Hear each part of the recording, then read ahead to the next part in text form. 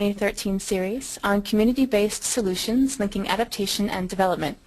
My name is Laura Kavanaugh from the Resilient Cities team at the ICLE World Secretariat in Bonn, Germany, and I will be hosting this webinar for you today. For those of you who don't know about us, ICLE, Local Governments for Sustainability, is a membership organization for local governments around the world with over 1,000 member cities in 80 countries. We promote local action for global sustainability and support cities from our global, regional, and country offices with targeted programs and events. ICLE convenes the annual Global Forum on Urban Resilience and Adaptation to Climate Change, known as Resilient Cities, here in Bonn every spring ahead of the UNFCCC talks. Just a quick technical note, we will keep all participants muted for the duration of the session to minimize background noise. If you have a question or are having technical difficulties, please send us a message in the question chat box at the bottom of your control panel on the right of your screen, and these messages will be visible to the organizers. These webinars focus on a selection of key themes from our 2013 Resilient Cities Forum, showcasing selected speakers from the forum and additional local government representatives. The webinars build on conversations begun at the conference, keeping the dialogue going and providing a resource for those unable to attend while looking ahead to 2014. I would like to mention for those of you interested in contributing to next year's Congress program that our call for contributions is currently open online and will remain so until November 30th. You may wish to submit under the theme of collaborative and community-based adaptation, resilient development, or one of the many other topics related to urban resilience and adaptation. In today's webinar, we will discuss how community-based approaches can strengthen urban resilience while supporting socio-economic development, especially for the urban poor. Our agenda includes two presentations, totaling about 30 minutes, followed by a 10 to 15-minute Q&A session. Diane Archer from IIED will discuss the role of community-driven development initiatives and their potential for supporting resilience building and disaster risk reduction, with examples from the Philippines, Cambodia, and Vietnam. Shiraz Waji from the Gorakhpur Environmental Action Group will then discuss the urban resilience framework applied in Gorakhpur and how other cities can take a pro-poor, community-led approach to adaptation and development. Please hold your questions until the end. You can type them in as we go along, and we will read them out at the end. When doing so, please indicate which speaker the question is for, and if you like, the name of your organization. Please also feel free to type in any relevant comments or experiences that we can share with the audience and the presenters. As previously mentioned, please also type in any technical questions so we can help you sort them out. To get things started, I would like to provide a brief introduction to the topic of community-based solutions and resilient development. Cities and their citizens are on the front lines of climate change, and the impacts of global climate change are often felt most acutely at the community level. This is perhaps most obvious in the aftermath of more frequent natural disasters, including storms and flooding. Unfortunately, the most vulnerable neighborhoods and social groups, those with low housing, economic, and food security, are often the most at risk. Thus, urban poverty, development, and resilience are intrinsically interlinked. Community-based adaptation approaches, a recurring theme at the Resilient Cities Congresses, offer cities the opportunity to simultaneously address several challenges. For example, participatory approaches capture local knowledge of vulnerabilities and coping strategies, valuable information that can fill data gaps and save municipalities time and expense, while disseminating important risk information. Community-based initiatives can also enhance community ownership and facilitate more creative, flexible solutions tailored to specific community needs. When they are led by community members, they may accelerate progress by going around slower bureaucratic procedures or by sourcing funds from private contributors. To succeed, these initiatives require an enabling policy environment and support from local governments in the areas of infrastructure and services, for example. Resilient Cities 2013 featured several sessions on community-based adaptation. These included sessions on community-driven development and on vulnerability in low-income settlements, in which our first speaker today, Diane Archer, presented. The Congress also featured a workshop focused on the Asian Cities Climate Change Resilience Network, which seeks to strengthen resilience while reducing poverty in Asian cities, in which our second speaker, Shiraz Vaji, spoke. The overarching message of these sessions was that collaboration between municipalities and community members is key to achieving more comprehensive, equitable adaptation that builds resilience across all sectors of society. In today's webinar, our speakers will present some examples of community-based approaches from cities in India, the Philippines, Cambodia, and Vietnam, and discuss how such approaches can be integrated into community-wide urban adaptation planning and policies. To get us started with the presentations, please allow me to introduce our first presenter. Diane Archer is a researcher in the Human Settlements Group at the International Institute for Environment and Development in London. Her area of focus is urban climate resilience in Asia, working with local researchers and practitioners. Previously, Diane was based at the Asian Coalition for Housing Rights in Thailand, supporting community-driven housing and infrastructure upgrading across Asian cities. Diane, please begin when you are ready. Hello. Hi. Thank you for joining us today, and thank you, Laura, for that introduction to this presentation.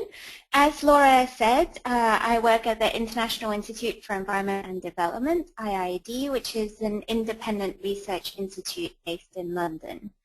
Today, I'll be talking to you about adaptation and development, the potential of community-based approaches to climate resilience. This will be drawing on some of the work of the Asian Coalition for Housing Rights, which is based in Asia, and also from other examples such as the Asian Cities Climate Change Resilience Network, which Dr. Shiraz from Gorakhpur will be exploring in more detail.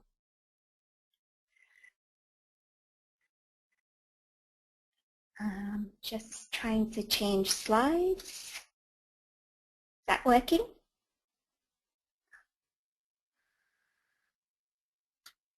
We still see your front slide. You can try clicking sometimes, if the mouse doesn't work, the keyboard may, or vice versa. Okay. There we go. Now it's changed. Thanks. Sorry about that.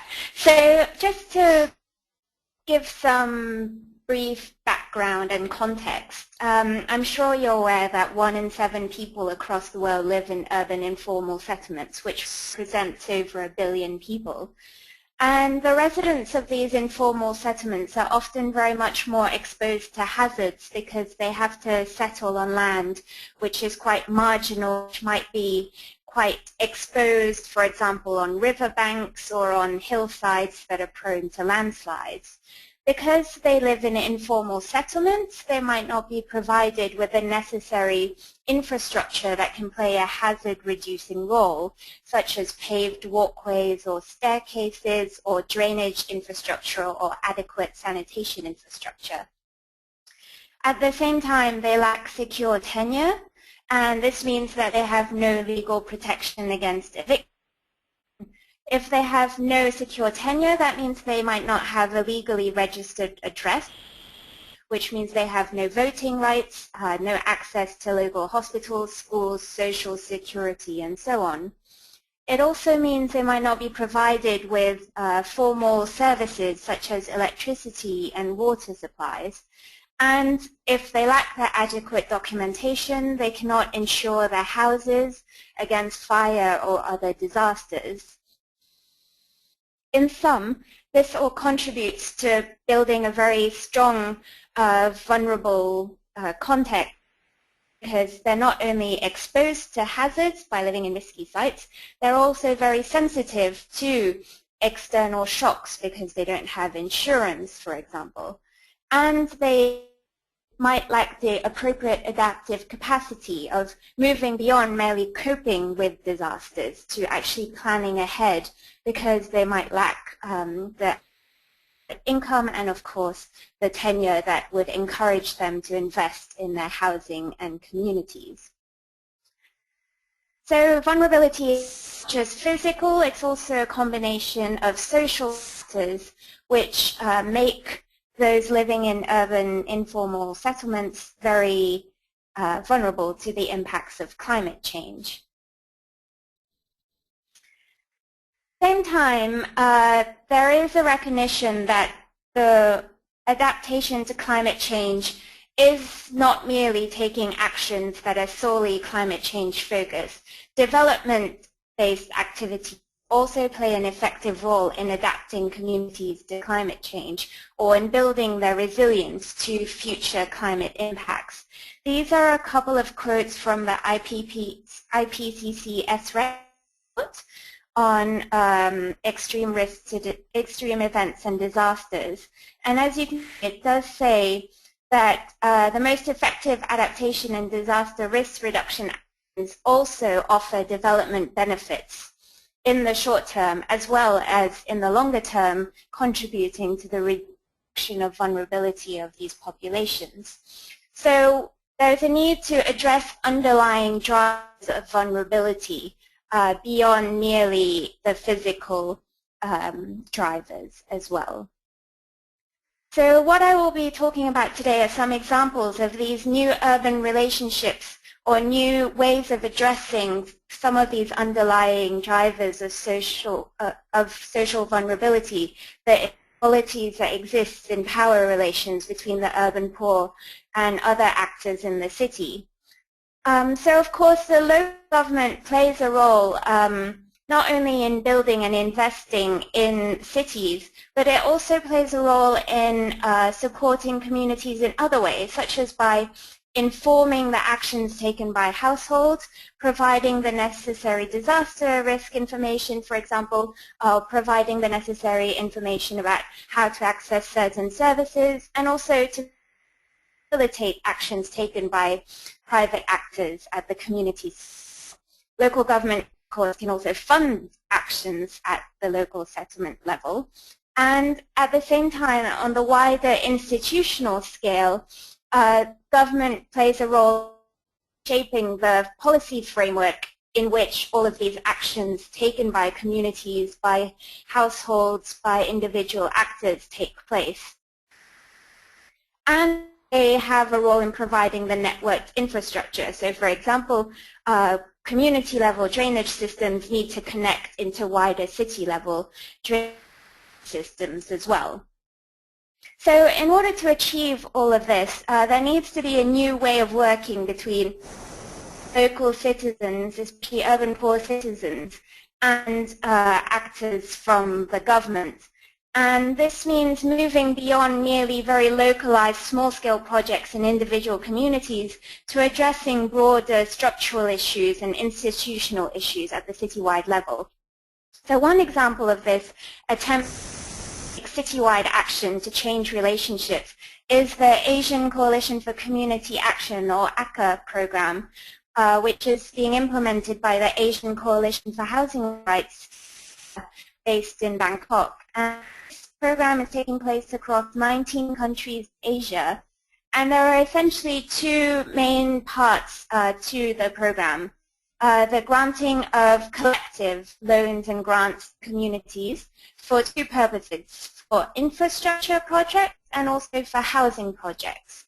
And however, the ACA program isn't just about the physical hardware, it's also about the process leading to the implementation of these physical projects. So starting with a citywide mapping process, which brings together the urban informal within a city to carry out a risk profile or a profiling and enumeration of all the settlements within a city to understand which particular communities are at particular risk of what, for example, is at risk of flooding, which communities lack secure tenure, which communities lack the appropriate infrastructure such as drainage, and use this as a platform for engaging with city officials and other relevant stakeholders. So informed communities are in a much better position to bargain with local governments and to enter into partnership with them. And one very important aspect of this should happen on a citywide scale rather than in isolated pockets. This is because cities are quite a strategic level where communities of the urban poor can still play a role and have relative control. They can also build up a critical map. As I mentioned, the mapping process. This is a process of building networks across urban poor communities within a settlement, getting everyone engaged, understanding the issues they face, and working together at scale. It's also a scale at which people can engage with the politics at the city. They can negotiate and build alliances and engage with local government to actually implement projects.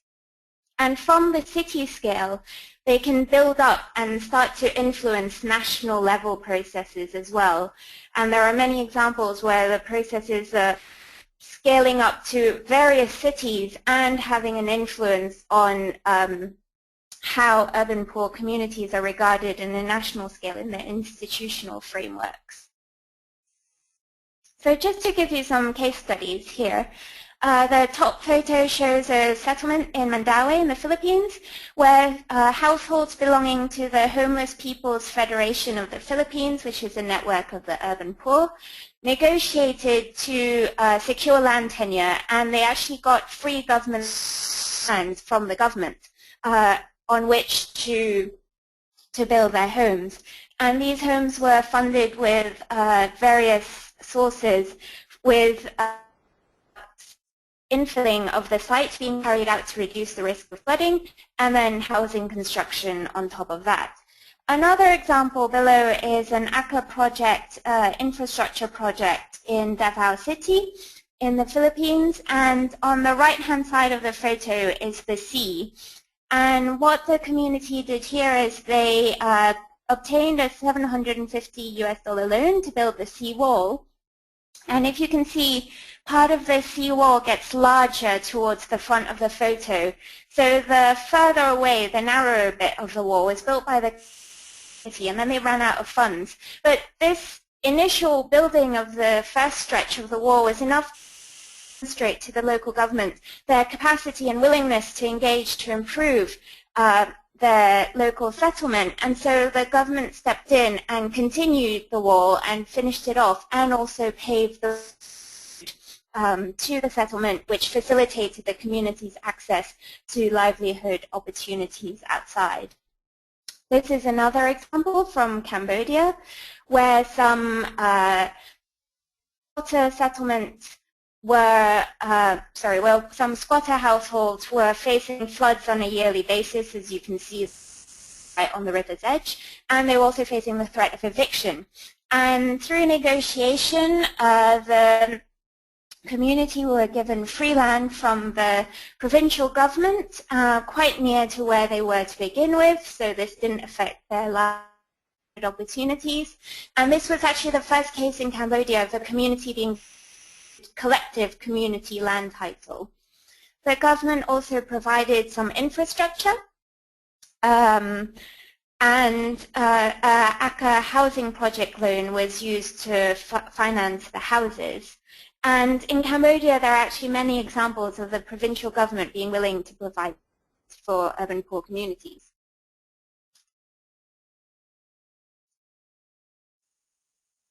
So one of the opportunities for engaging, for communities to engage with various actors at the city scale is through financial tools such as community development funds, or CDFs.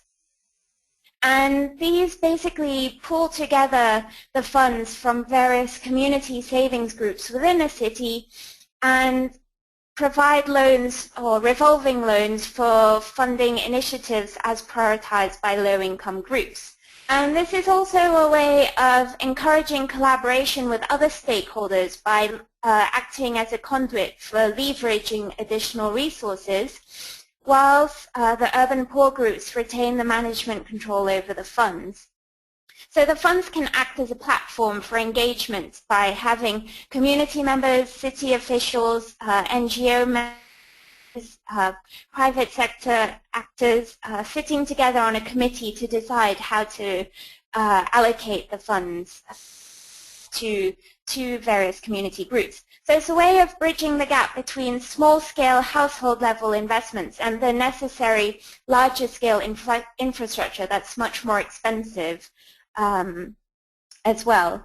And CDFs can also function as a tool for collective risk transfer. For example, in Thailand, in a number of cities, the funds include a separate fund which is called the disaster fund, which is used specifically to provide grants or loans to households that have been affected by a disaster, whether this is individually, such as the house being burnt down, or a flood that affects a disaster which affects a wider group of people, such as a flood. And there might also be funds that function as insurance programs for health or welfare. And increasingly, we're seeing these funds on an international scale, so enabling larger projects to be carried out as well.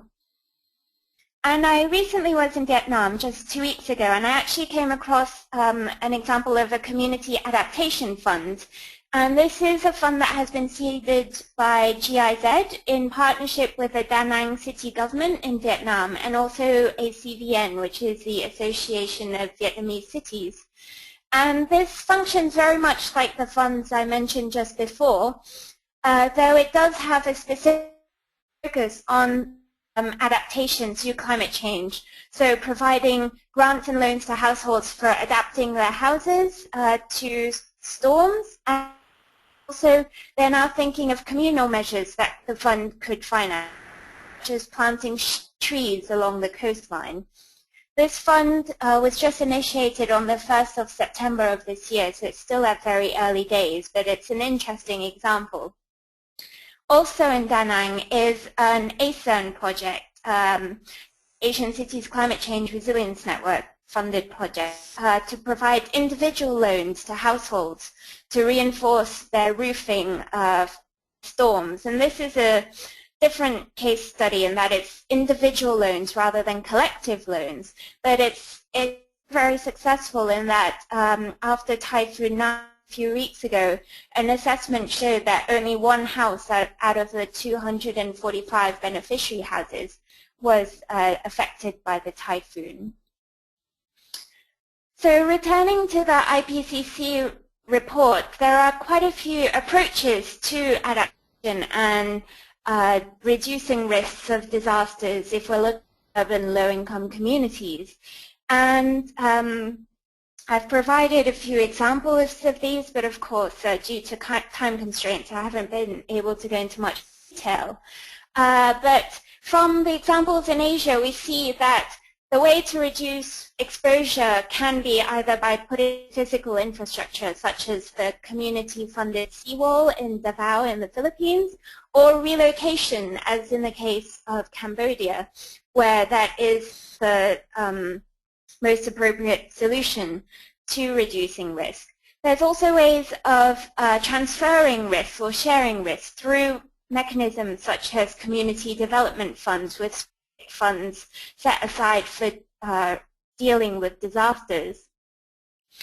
Organized community groups play a strong role in preparing and responding and recovering from disasters when they're networked together as networks or federations, and they have the capacity to work with the local government for a scaled-up response.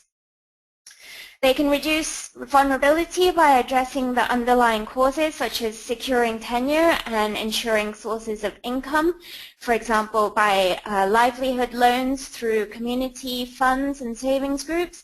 And they can increase their resilience to changing risk by learning from past experiencing and using mechanisms such as savings groups for collective learning.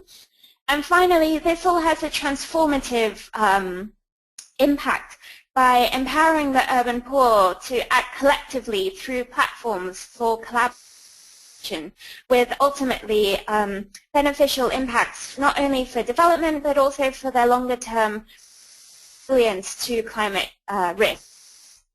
Of course, there are some limits to community-driven approaches.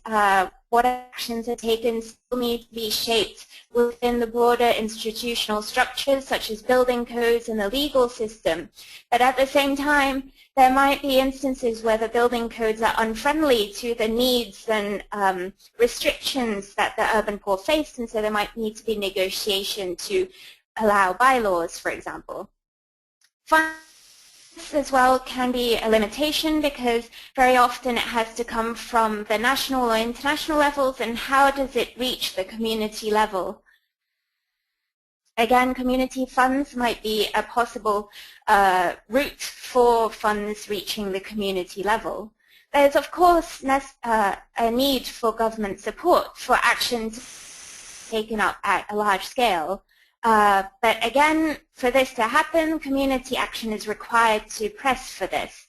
So for adaptation to climate change, there is a need for multi-level or multi-scalar governance, and this means action from both the non-government sector, from community groups, from governments, and from private sector, and across levels, so from the national to the local level, working together to collectively address issues that can contribute to building resilience. So just some quick conclusions. Adaptation is not just about addressing physical impacts, there's also a need to address the social drivers of vulnerability. And I hope my examples today show that network communities can work together at scale and collectively to address their immediate development needs, whilst also addressing underlying issues like poverty, marginalization, lack of finance, lack of secure housing, and imbalances in power structures at the city level by building platforms for engagement with local and national government, and by using innovative financial mechanisms to try and sustain these actions and open up new ways of collaborating with different actors. And I think that's all for now because I've run out of time, but do let me know if you have any questions afterwards. Thank you. Thank you very much, Diane. Some very interesting points there and examples, and a nice tie-in to our webinar of last week about financing the resilient city. Thank you. Now I'd like to introduce our second speaker today. Once I get my page in order, here we go. Oh, also a reminder to type in any questions you may have in the question box now, and we'll start collecting those for the question and answer session. We will now move on to our second speaker, Shiraz Waji. He is a development professional working as a researcher and directing projects for the last 35 years. He has been associated with Gorakhpur Environmental Action Group since its inception and is currently president of the organization. He is also an associate professor at University College, Gorakhpur. He has directed several projects related to issues like sustainable livelihoods, natural resource management, disaster risk reduction, climate change adaptation, and livelihood resilience. He has also been engaged in various research and studies related to these issues and published several papers. Shiraz, you have the floor, and just say next for me to change the slides for you. Hi, thank you, Laura. And it was a good kind of beginning, which has been made by Diane, so it makes my task easier. The general kind of framework of urban climate resilience and the experiences in Asian cities have been already explained by Diane. The experiences which I'm going to share today is largely based on the experiences what we have in Asian cities for climate change resilience network, ACCCRN, which is being implemented in 4 countries in Asia, and India is one. And in India, we have 3 cities which has been taken for this initiative. Gorakhpur is one of the cities which is being coordinated by Gorakhpur Environmental Action Group, and I belong to this organization.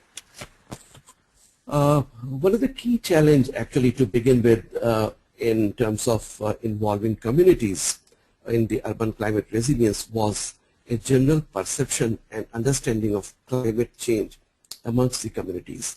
And if we are talking of communities, it is mainly the urban poor and people who are marginalized, people who have no say in the urban development and so on. And that is a majority in the urban population. And if we talk of South Asia, generally the urban growth, actually urban population, the way it is going is something which is very alarming. almost, I mean, it is estimated that almost 65% of urbanization will happen in secondary cities. It will not be cities like Bombay or Bangalore or Delhi and those kind of cities, but these are the secondary cities which are going to take most of the effect of this rapid urbanization. And the region which I am representing today is the Indo-Gangetic region, which is supposed to be the food basket of Asia. At the same time, it is also a region where the urbanization is happening at a very fast growth because of the frustration in agriculture in the rural area and so on. So the challenge is like a lot of population are migrating from rural to urban, and these population which are newly inhabiting or recently inhabiting the city areas are belonging to those who are marginalized and who are poor.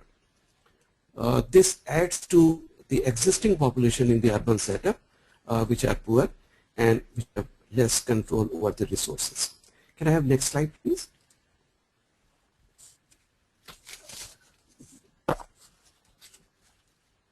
The city which I am talking today is Gorakhpur, and the location of Gorakhpur city is, as you see in the left map, in the map of India, the red region, which is the state of Uttar Pradesh.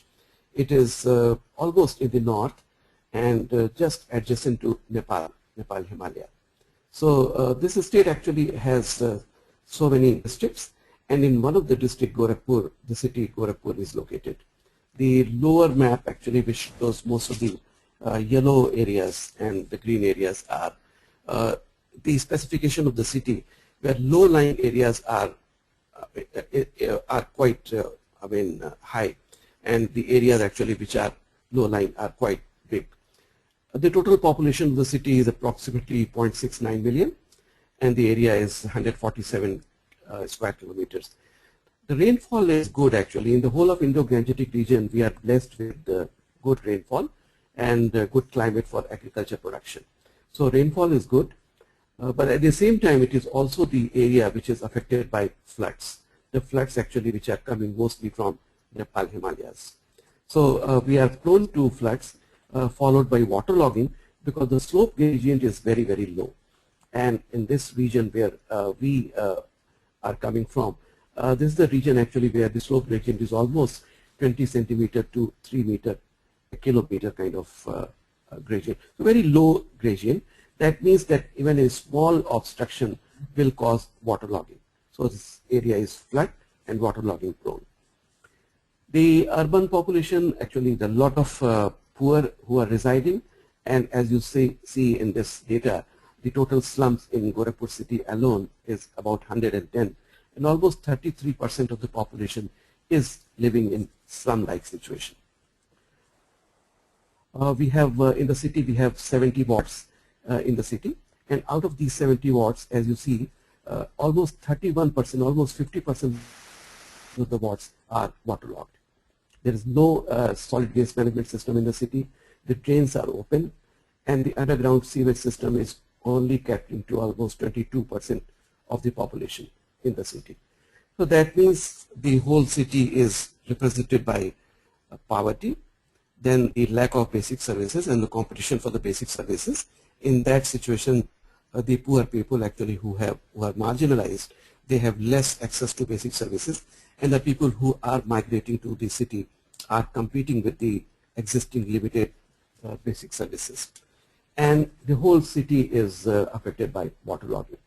And this waterlogging actually is continuing for almost 1 to 3 or 4 months in some places. One of the key challenges when we started working in Gorakhpur city was that how the communities actually with whom we are working and for whom we are working, how these communities can understand what is climate change, so that they are at the same level, the people actually who are facilitating the climate change adaptation and the people actually who are adapting to the climate change, they are at the same level of information and knowledge. And that was a key challenge. Generally, in the conventional system, the way climate change is being explained and being covered in the media or in the news or in the papers and the academic journals, generally sea level rise or the melting of the glacier and so on. But these kind of situations are not existing at the local level in the city like Gorakhpur, where the sea is some 2,000 kilometers away, or the glaciers are some 1,000 kilometers away. So this was a challenge for us, that how it can be brought to at the same level of information and knowledge and understanding. And in that context, the local situation, actually local scenario of floods and waterlogging, that was related, and a scenario development exercise was started. The scoping exercise were undertaken in the city. And that shows the next slide. Can we have the next slide, Laura?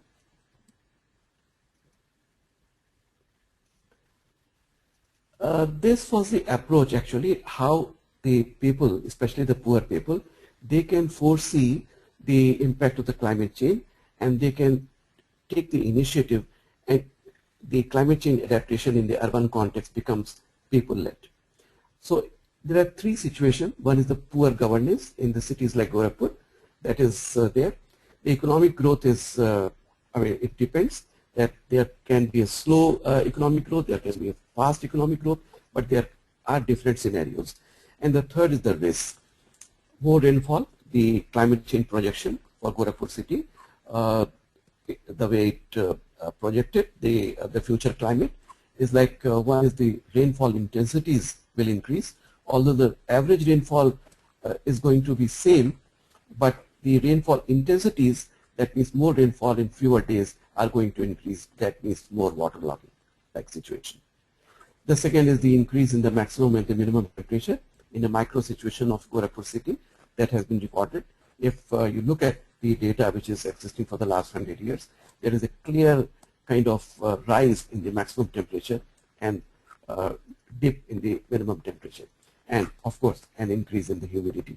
So these kind of situation, these three kind of criteria was undertaken with people, with the communities, so that they can relate their waterlogging, their problems in their vicinity, in their neighborhood level, with the climate change. And that was the kind of scenario development. With this scenario development, and different kind of scenarios were developed with the people, the criticality of the city was assessed. And that actually was related to two factors. One is vulnerability, and one was the impact of the climate change. The vulnerability, I'll explain it later, that how the system, agent, and institution framework was undertaken in understanding the vulnerability.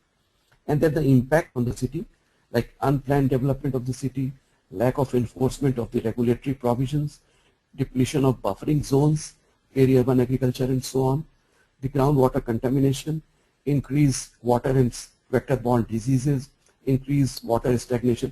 These are the general kind of impact of the climate change, which is the reality of the day. So with these kind of vulnerabilities and the impact, the criticality of the city was understood by the people, especially by the people who are less privileged, the women of those families, and so on. And with this vulnerability analysis, the third step in this process was identified sectors and actions around those identified sectors, which are priority sectors. And when I say these sector-wise resilient actions, there were 9 sectors which have been recognized and which have been identified in Gorakhpur city, which are being addressed at the moment. So this was the kind of process which was adopted for the city in the 3 steps. The next slide, please.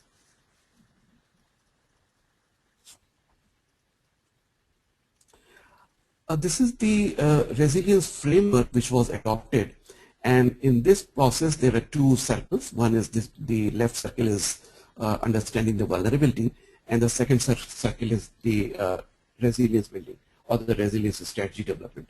In this vulnerability analysis, there were 3 major factors. One is the agent, one is the system, and the institutions. The system means the ecosystem, the urban infrastructure system, and so on.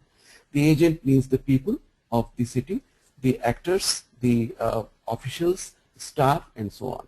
And the third is the institutions, both formal and informal institutions, municipalities, development authorities, then civil society institutions, and so on.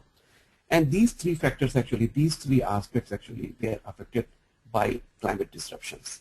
So the impact was as a whole to understand the vulnerability, which is not one factor like system or agent or institution, but it is the mix of and the integrated impact of these three factors which are interdependent and interaffecting. The second loop is actually developing the resilience strategy, where after understanding this vulnerability, one starts action. And in this action, the agent, system, and institution are again taken and different activities were adopted. I'm not going into the details of resilient strategy and the different details of the resilient actions, but as a whole, the knowledge actually which was contributing to this two cycles to go on, because these two cycles are a dynamic process, it's not static, but understanding vulnerability means after 2-3 years the vulnerability factors actually change. Same way, likewise, the resilience strategy also is changing. It's a continuous process. And in these two processes, the local knowledge as well as the scientific knowledge were crucial. The local knowledge by the people, how they adapt, what they do, what are the immediate measures, what are the actions they understand. So these are the local knowledge, how they cope with the situation, the crisis. And second is the scientific knowledge on climate, scientific knowledge on the urban development, and so on. The next slide, please.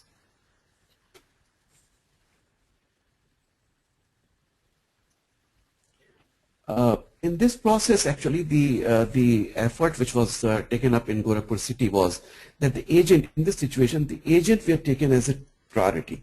Agent means, when I say agent, it is mainly the poor population.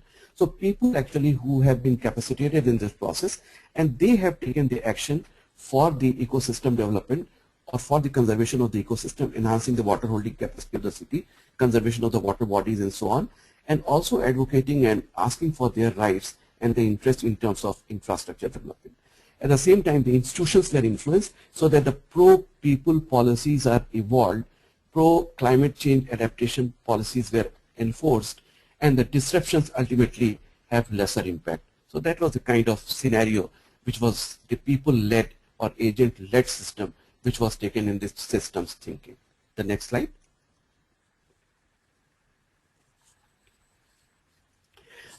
This is the kind of modified version of the same story, where the agent actually, there were a number of activities which were taken to capacitate the agents in terms of training, awareness, exposure, school program, institution building, and so on.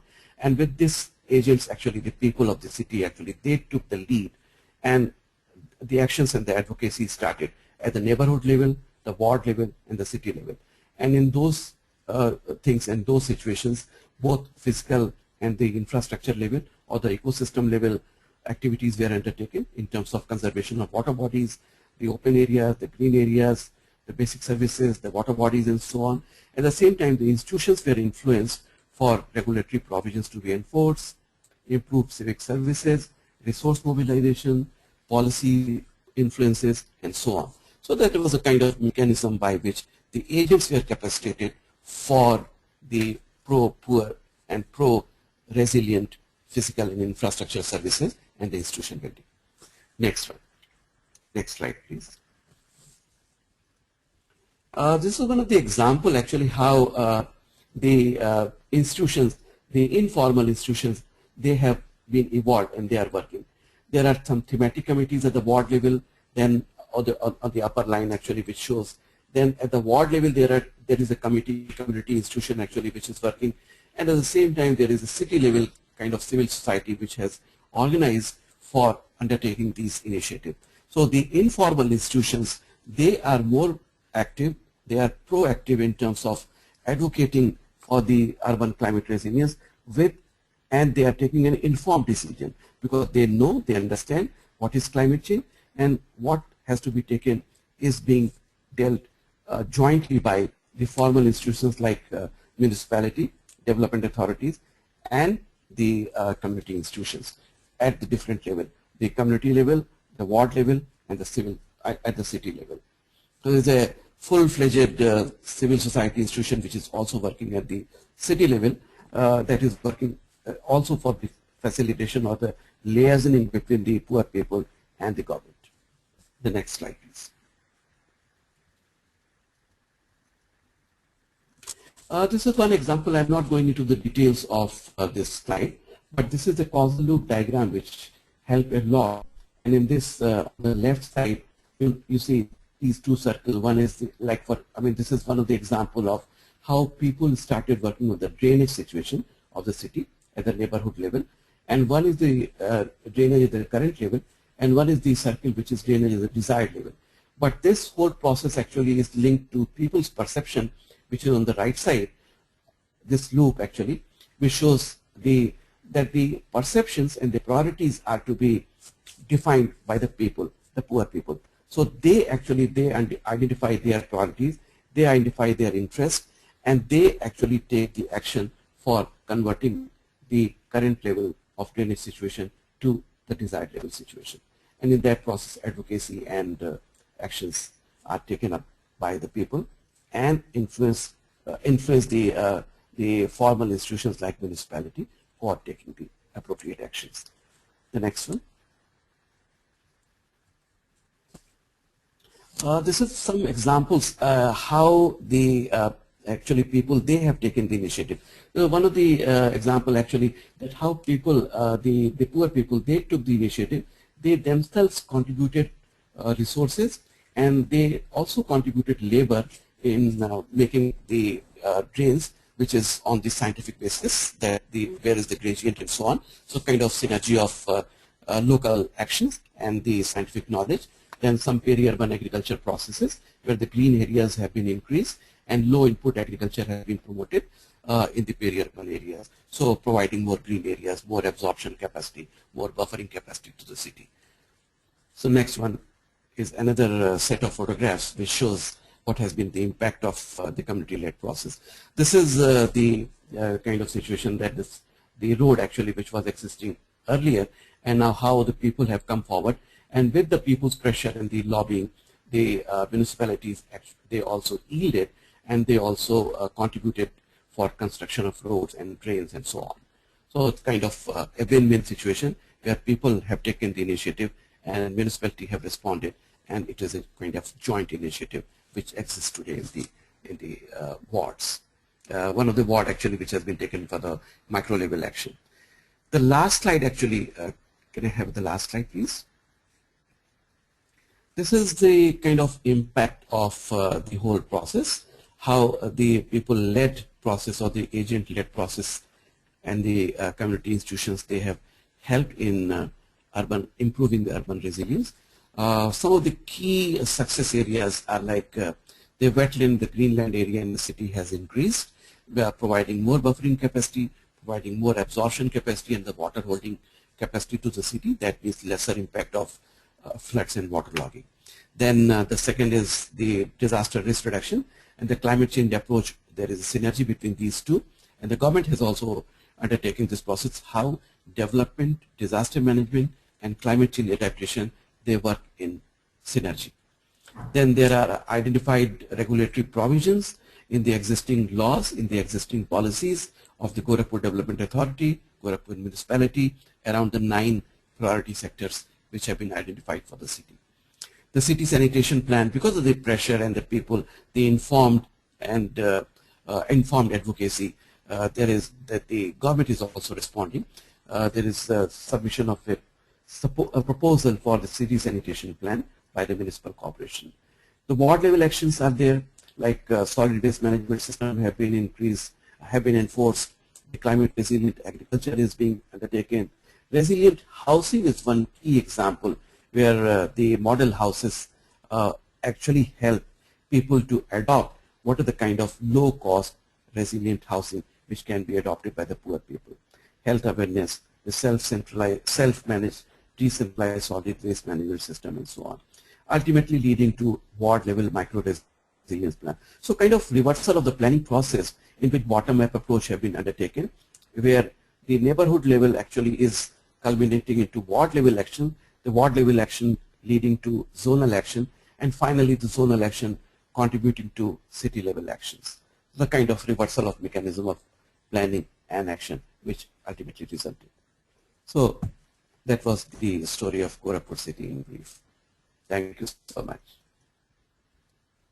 Thank you very much, Shiraz, for that lovely presentation.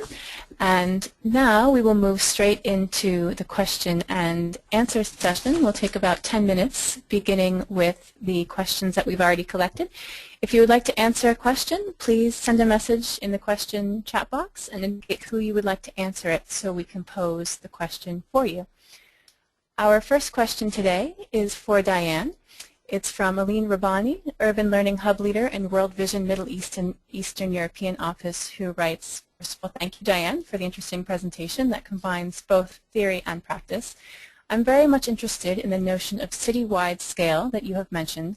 As in World Vision, we are now starting to look at our own social development urban programs from a city-wide perspective, rather than working independently with various urban communities within one city.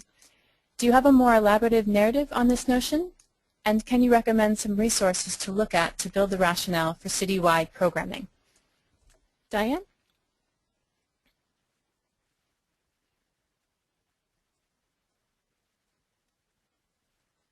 Yes, thank you very much for that question about the citywide process. Basically, the way it happens, or the way it takes place, is a way for community members from various settlements to reach out to other settlements if they don't know each other already, and to establish a network at the citywide scale. So it's basically a process of establishing new networks, opening up to new settlements, to bring in more people into the process, and to get greater understanding of the wider situation of within a city. And so the process itself relies very much on a citywide mapping process, and there is some interesting documentation on this which I could direct you to.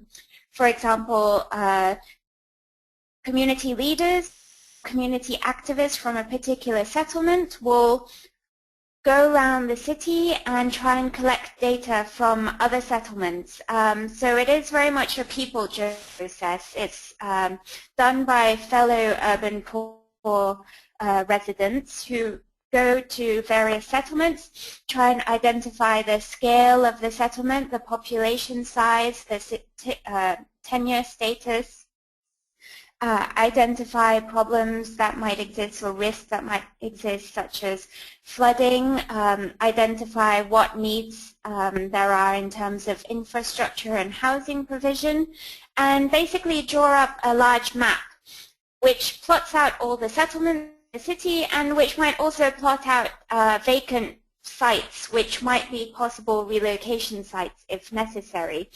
And then this map can be used as a negotiating tool by being presented to city officials and to provide them with more information about the current situation within the city.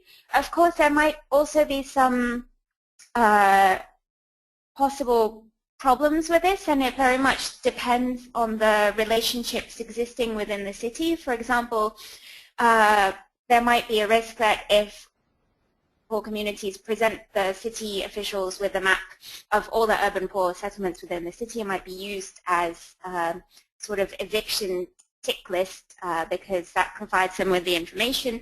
But if it's used as a negotiating tool, it can be a way of building up an understanding of the needs within the city and ways that community members and local government can work together to try and address these needs and ensure that your tenure is achieved, the appropriate infrastructure is put in, and that this in a prioritized way. So, for example, the settlement that's at immediate risk of eviction is addressed first. There are some good case studies of this, for example, from Fiji, and from the African Federations of Shack Slum Dwellers International. So I could provide a list of links to Laura to send out afterwards.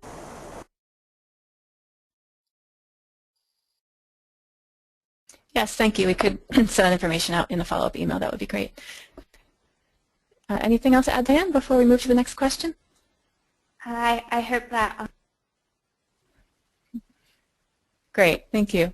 As sort of a follow-up, and I'd like to open this up to Shiraz as well, there's a question from Andrea Martins touching on this point about evictions and how often vulnerable communities are moved towards areas far away from downtown without infrastructure and accessibility, as we've been discussing. And as the local government has a huge role in this resilience strategy, would either of you have any suggestions on how we can change this practice at the local government level to avoid evicting vulnerable populations to places that do not meet their needs, as we were just discussing?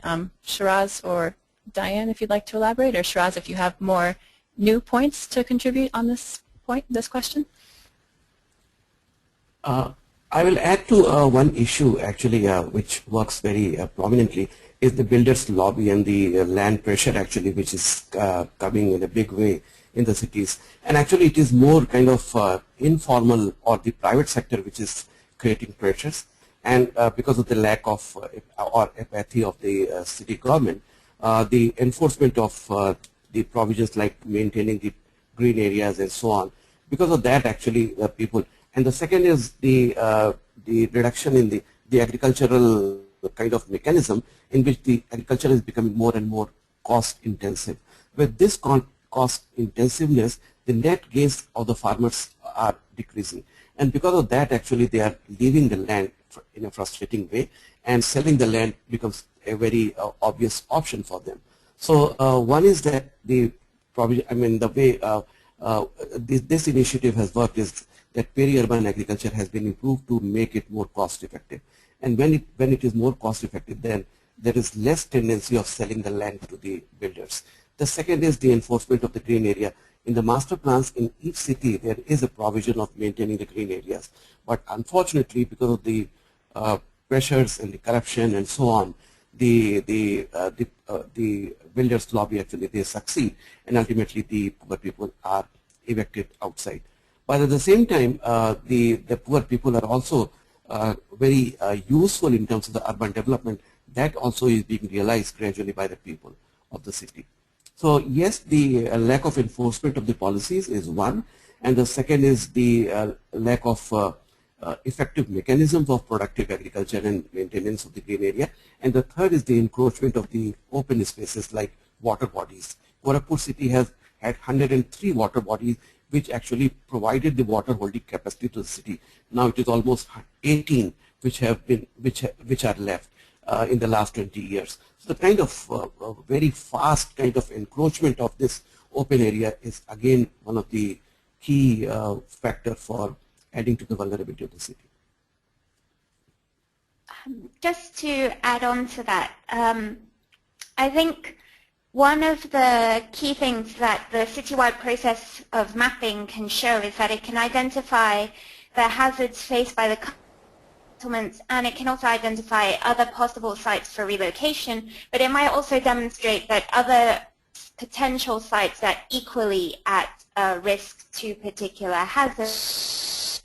So the mapping process is a useful process for understanding the risks faced and currently faced by communities, and also potential risks that they might face if they were to move elsewhere. It also makes use of the information garnered by local communities over the years as they experience events like flooding and storms and so on, so they have a lot of local knowledge themselves. Additionally, the local knowledge might provide information that might not be expected. For example, a technical survey of the city's drains might say the area should flood because it has all the appropriate infrastructure, but in reality, because the drains are completely rubbish, for example, they do flood all the time. So there is a valuable role played by local knowledge and local information. And so approaches for in-situ upgrading or on-site upgrading without relocation can be very cost-effective and less disruptive to local communities, as you pointed out in the question. And And these approaches demonstrated by various communities across Asia are showing that there are quite simple measures that can be put in that do play a large role in reducing the vulnerability faced by the communities. Even something as simple as paving a walkway so that it doesn't become a bog every time it rains would have a huge impact on the health of the community, on their ability to access the wider city to go out for their jobs and so on. So very small infrastructure improvements can make a massive difference. But of course there is still the issue of ensuring secure tenure as well, and that would require a longer process of negotiation and engagement between the community actors and other actors as well. So I think, in conclusion, if we're thinking about a city resilience strategy, it's important to engage local communities in the process, and if local communities are already networked, then this facilitates this process of engagement as well. Thank you, Diane and Shiraz. We'll take one more question. This one is from Veronica Olivado from the Institute of Housing and Urban Studies in Rotterdam, and she asks for Shiraz, how are micro-disaster risk reduction plans at the village level incorporated into district-level disaster risk reduction? And most crucially, how are these updated as climate hazards evolve? One is that we are talking more on the urban today, but the question actually is asking for the rural area. And I'll share some of the experiences, like how the village level micro plans, when we call it village level or ward level micro plan in the urban setup, in the rural setup. So this actually with the people and the local situation of like vulnerability analysis and the resilience strategy development at the ward level or the village level, actually that makes the plan. And this plan actually is very effective in terms of linking it with the developmental plans. In India is a huge employment generation program which is providing services, employment to the people. And then how these climate action plan, disaster action plan, actually they are integrated at the village level, and how this scheme has helped in developing this, in implementation of these micro plans have been very successful examples which exist today. So what is that adaptation actually in the rural area? For example, in the housing, or maybe the formation of the drains for the flow of water, or the drainage system of the area, and so on. So those are the kind of mechanism in which the ecosystem and the services of the system level initiative actually that has been undertaken. And these macro plans actually they are linked to disaster management as well as development plan. So kind of synergy of development, disaster risk reduction, and the climate change. Disaster risk reduction is giving a good, in India, I mean, the legal provisions exist for the disaster risk reduction. There is no legal provision for the climate change adaptation. But I mean, one can make use of the platform of the disaster risk reduction at the village level, where the micro level planning is safeguarded by the legal provisions. And this climate change can be added very well, and developmental programs actually that is linked. So this is synergy of these three at the village level, at the micro level situation, and that works very well, and ultimately leading to kind of synergizing it at the higher level of city level or the district level. I hope I've replied. Otherwise, I mean. Thank you, Shiraz. Yeah. Okay. There are a couple more questions we didn't get to, but we've come to the end of our time. We've touched on some of the points in these questions, but what we can do is go ahead and forward them to the speakers so that they can answer them after the session directly to those who asked them.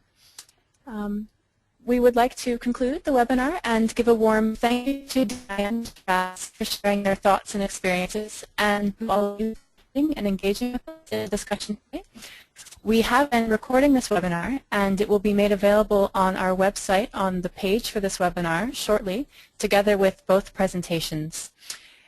I would like to invite you to our subsequent webinars in the 2013 series. Registration is now open for our final two. The next one is our fourth webinar on ecosystem-based adaptation, which is coming up on November 19th. And please see our website for more information and for the full schedule of this and our final webinar on adaptation planning. Lastly, I would like to remind you about the open call for contribution for next year's Resilient Cities Congress, which closes on November 30th.